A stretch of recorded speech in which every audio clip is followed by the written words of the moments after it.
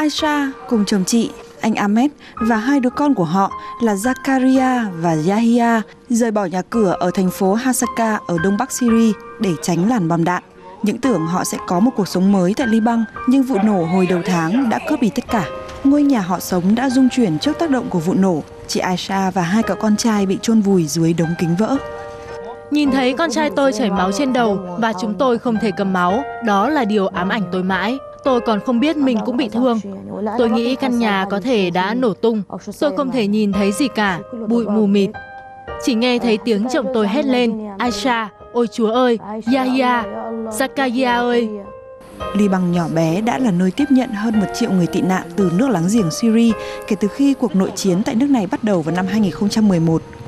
Một số người đã hồi hương sau khi giao tranh giảm bớt, nhưng vẫn còn nhiều người như gia đình chị Aisha mong muốn tìm sự bình yên ở Liban này. Và lúc này, sự tàn khốc của vụ nổ vẫn ám ảnh. Chị Aisha chỉ mong mọi thứ sớm trở lại bình thường. Chúng tôi không muốn nhìn thấy bất cứ ai bị chảy máu và bị thương trên đường phố. Mỗi lần chứng kiến cảnh đó, tim tôi như thắt lại. Hơn 5 triệu người, tức là khoảng 1/4 dân số Syria đã phải sơ tán vì chiến tranh, xin tị nạn chủ yếu ở Liban, Thổ Nhĩ Kỳ và Jordani. Hơn ai hết, họ mong cuộc sống sẽ không gặp bất cứ tai ương nào nữa. Nhưng cuộc sống đúng là không thể nói trước được điều gì.